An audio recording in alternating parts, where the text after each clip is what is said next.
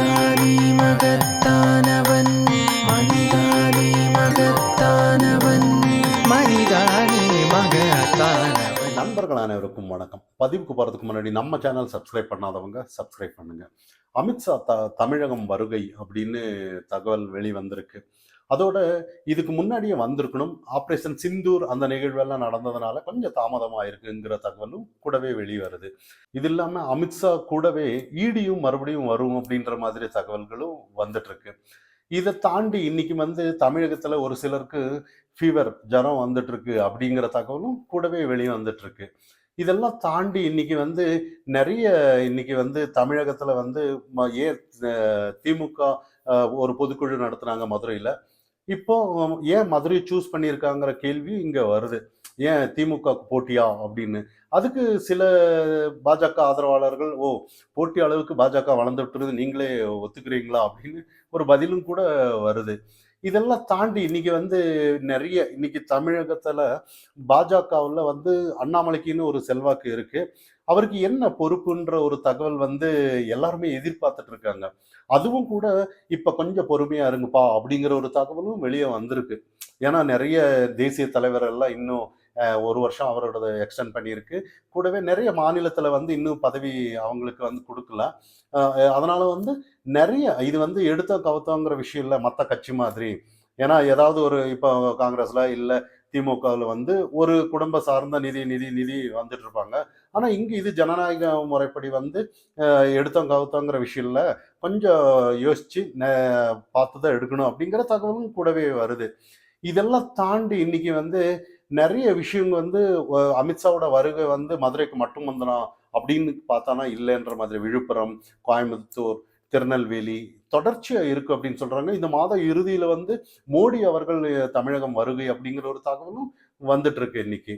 அப்போ இந்த இடத்துல இந்த ஏதோ ஒரு மாற்றம், அதாவது இத்தனை நாள் இல்லாதது, ஏதோ இந்தியா பாகிஸ்தான் வார் நடந்துருச்சு. அதனால சில தமிழகத்திற்கு ஒரு காலதாமதமானது அரசியல் நிலைப்பாடு அப்படின்னு ஒரு விஷயம் இருக்கு. இதெல்லாம் தாண்டி ஒட்டுமொத்த இன்னும் அடுத்தது அதாவது பாஜகவோட வரைபடத்துல தமிழகமும் உள்ள வரணுன்ற மாதிரி ஒரு முன்னெடுப்பை எடுத்து வச்சிருக்காங்க. தமிழகத்திற்கு அமித்ஷாவோட வருகை ஏதோ ஒரு விஷயம் இருக்குன்னு பல அரசியல் வல்லுநர்கள் எல்லாம் சொல்லிட்டு இருக்காங்க.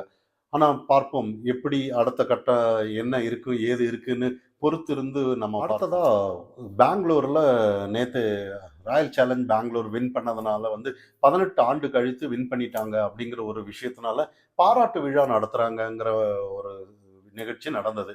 ஆனா உண்மையிலேயே இந்த இடத்துல பார்க்கப்பட வேண்டியது என்னன்னா, ஏதோ இந்த அரசு, அதாவது இப்ப கர்நாடகா காங்கிரஸ் அரசுனாலதான் இவங்க வின் பண்ணிட்டாங்கிறத எல்லாமே இங்க தமிழக மாதிரி இந்த ஸ்டிக்கர் ஒட்டுறாங்களாங்கிற ஒரு கேள்வி இந்த இடத்துல வருது. அப்போ இந்த இடத்துல நிறைய கேள்விகள் இங்க வருது பாருங்க. முதல் நாள் 12 மணிக்கு ஒரு வின் பண்ணிட்டு வர்றாங்க, மறுநாள் காலையில 7 மணிக்கு அனௌன்ஸ் பண்றாங்கன்னா, அப்ப அந்த இடத்துல முன்னேற்பாடுகள் இருக்க வேணாமான்ற ஒரு கேள்விதான். பொதுவா ஒரு நிகழ்வு நடத்தணும்னா குறைஞ்சது ஒரு 48 மணி நேரமாவது வேணும். ஏன்னா நிறைய போலீஸ் பாதுகாப்பு வேணும், ஆம்புலன்ஸ் வசதி, நிறைய குடிக்க தண்ணி, டாய்லெட் வசதி நிறைய. ஏன்னா சாதாரணமா இப்போ ஒரு ஃப்ரீன்னு சொல்லுனதுனால இப்போ ஒரு குறிப்பிட்ட ஒரு நிகழ்ச்சி நடக்குது, அதுல டிக்கெட் இருந்திருந்தான்னா பிரச்சனையே இல்லை இந்த இடத்துல. ஆனா ஃப்ரீன்னு சொன்னதுனால கிரிக்கெட் ஆவலா இருக்கிறவங்க நிறைய பேர் வருவாங்கன்னு இவங்களுக்கு தெரியாதான்ற மாதிரி தான். இன்னொரு விஷயம் என்னன்னா, இன்னைக்கு சித்தராமையா சொல்றாரு, நிறைய விஷயத்த இன்னைக்கு ஏதோ ஒரு கிரிக்கெட் அந்த குரூப் கிரிக்கெட்டோட ஆர்கனைசேஷன் தான் நடத்தணும்னு சொல்லிட்டாங்க. அதனால ஒரு பழியை எடுத்து அவங்க போட்டுறது ஈஸியா போட்டு கடந்து போயிடலாம். ஆனா இந்த இடத்துல இன்னும் நிறைய விஷயங்கள் இன்னைக்கு டி.கே. சிவகுமாருக்கெல்லாம் இந்த நேரத்துல நல்லா குஷியா இருக்கலாம். ஏன்னா சித்தராமையாவுக்கு இது பெரிய ஒரு மைனஸ் பாயிண்ட் தான். ஏன்னா 2.5 ஆண்டு அவருக்கு விட்டு விட்டு இவர் தான் 2.5 ஆண்டு அடுத்ததா வரணுங்கிற மாதிரி, சீக்கிரம் கிளம்பி போன்ற மாதிரி தான் இவர் வெயிட் பண்ணிட்டு இருக்காங்கிறது. இவருக்கு நல்ல ஒரு குஷியான நேரம்ன்ற மாதிரி தான் இங்க பார்க்கப்படணும். ஏன்னா எல்லாருமே ஒட்டு மொத்தமா பலி ஆகிறது மக்கள் தான் இங்க பார்க்கப்படணும். இந்த இடத்துல நிறைய கேள்விகள் நிறைய வரும். ஏன்னா ஒரு நிகழ்ச்சி ஏதோ ஒரு பாராட்டு விழா நடத்துறாங்க, எல்லாம் நடத்துறாங்க. ஆனா ஒரு அடிப்படை ஒரு கட்டமைப்பு இவங்களுக்கு தெரியலையா, ஒரு ஆட்சி நடத்த தெரியலையாங்கிற ஒரு கேள்வி கூட இந்த இடத்துல வரும். ஏன்னா ஒரு 10 லட்சம் கொடுத்துட்டோம், அதே எல்லாத்தையும் மறந்து போயிருவாங்கங்கிற ஒரு கான்செப்ட் இவங்களுக்கு எங்கிருந்து வந்ததுன்னு தான் நமக்கு தெரியல. ஏன்னா இங்கேயும் தான் நம்ம தமிழகத்திலயும் நடந்தது. 2003 வந்து ஜெயலலிதா அம்மையார் வந்து அந்த அளவுக்கு பாதுகாப்பா ஏர் ஷோ நடத்தி காட்டினதெல்லாம் நம்ம கவனிச்சோம். அது ஒரு முன்னுதாரணமா எடுத்து பண்ணல இங்கெல்லாம். ஏன்னா டிஎம்கே கூட ஏர் ஷோ நடத்துறது ஒரு 5 பேர் மரணமானாங்க. அவங்களுக்கு ஒரு நிதி உதவி குடுத்துட்டு, அந்த பிரச்சனையும் அமைதியா கடந்து போயிட்டோம் நம்ம. அப்ப இந்த இடத்துல இதே தான். அரசியலுக்காக வந்து இவங்க வந்து எந்த ஒரு அரசியலா தான் பார்க்குறாங்களே ஒழிய, மக்களோட உயிர் பத்தியோ, எது பத்தியும் இந்த இடத்துல பார்க்கலன்னு தான் நம்ம இந்த இடத்துல புரிஞ்சுக்க வேண்டிய விஷயம். இதே அடுத்த தடவை இப்போ ஆபரேஷன் சிந்தூர் குறித்து நம்ம முதல்வர் அவர்கள் ஒரு கொடி பிடிச்சி ஊர்வலம் போனாரு. அந்த இடத்துல ஏதாவது இந்த மாதிரி பிரச்சனை வரக்கூடாதுன்னு கூட ஒரு அவேர்னஸ் ஆகி எல்லா முன்னெச்சரிக்கை ஏற்பாடுகள் எல்லாம் பண்ணிட்டாருன்னு அது ஒரு நம்ம பார்க்குற விஷயம்.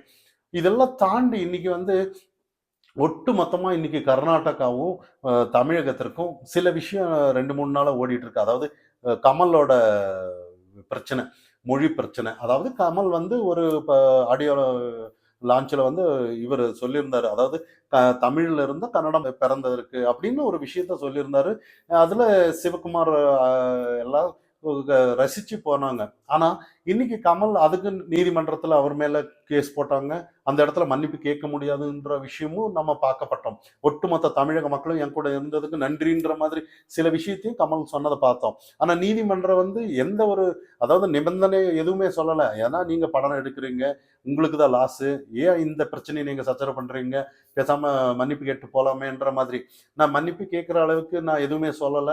புரிஞ்சுக்கிட்டது தான் தவறா இருக்க ஒழிய, நான் ஒண்ணும் சொன்னது தவறு இல்லைன்ற மாதிரி சொன்னாங்க.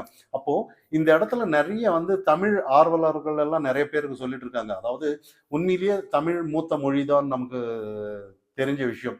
ஆனா எந்நேரமும் தமிழகத்துல வந்து நம்ம சமச்சீர் கல்வி, தமிழுக்கு வந்து நமக்கு உயிரையே குடுப்போம்னு ஒரு திராவிட சொல்லிட்டே வருது. திராவிட கட்சி, திமுக கட்சிக்காரங்க. ஏன்னா தமிழுக்கு நாங்க உயிரையும் குடுப்போம்ன்ற மாதிரி சொல்லிட்டு, இன்னைக்கு தமிழ் இதே கர்நாடகாவுல பாருங்க ஒரு ஒற்றுமை பாருங்க. எல்லாரும் சேர்ந்து அங்க வந்து இந்த கட்சி, அந்த கட்சி, இந்த கட்சின்னு இல்ல. எல்லாருமே ஒட்டு மொத்தமா ஒத்த குரல்ல நிக்கிறாங்க. இந்த மாதிரி சொல்லிட்டாங்க நம்ம கன்னடத்துக்கு எதிரா. அதனால வந்து நாங்க பதில் குடுத்தே ஆகணுன்ற மாதிரி நின்னுட்டு இருக்காங்க.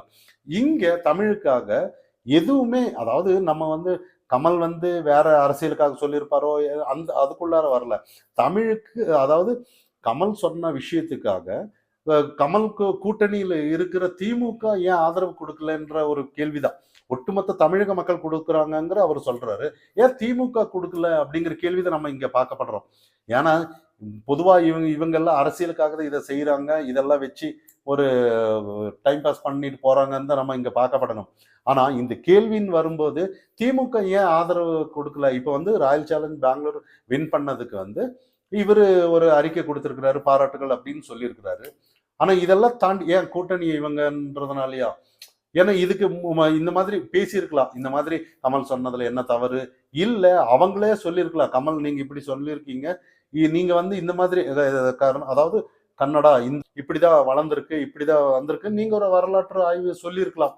அப்ப இதுதான் இருக்கணுமே ஒழிய, ஒட்டுமொத்த அந்த இடத்துல வந்து இதை வச்சு ஒரு பெரிய இஷ்யூ ஆக்குறது வந்து இது இன்னைக்கு ஃபுல்லா அரசியலா தான் பார்க்கப்படணும். அதை தாண்டி க கலைஞர் நம்ம முதல்வர் அவர்கள் வந்து அந்த இடத்துல அவங்க காங்கிரஸுக்கு வந்து போய் தேர்தல் அவங்களுக்காக சப்போர்ட் பண்ணது எல்லாமே பார்த்துருக்கோம்.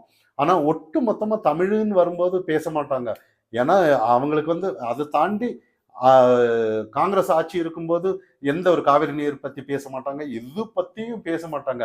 ஆனா இதே இன்னொரு விஷயத்த நம்ம கவனிக்கணும். இதே அதிமுக ஆட்சியில் இருந்திருந்தான்னா இவங்க வந்து இவங்களோட நிலைப்பாடு வேற மாதிரி இருக்கும். யாரோடது? நம்ம டிஎம்கேவோட அரசியல். அப்போ இந்த இடத்துல வந்து ஒட்டு மொத்தமா பார்க்கும்போது இன்னைக்கு வந்து மக்களுக்காக யாருமே அரசியல் செய்யலன்னு தான் இன்னைக்கு பார்க்கப்படணும். அரசியல்ல தான் முக்கியத்துவம் கொடுத்துட்டு இருக்காங்களே ஒழிய மக்களுக்கான அரசியல்ல முக்கியத்துவம் இங்க இல்லைங்கிறது தான் இன்னைக்கு பார்க்கப்படணும்.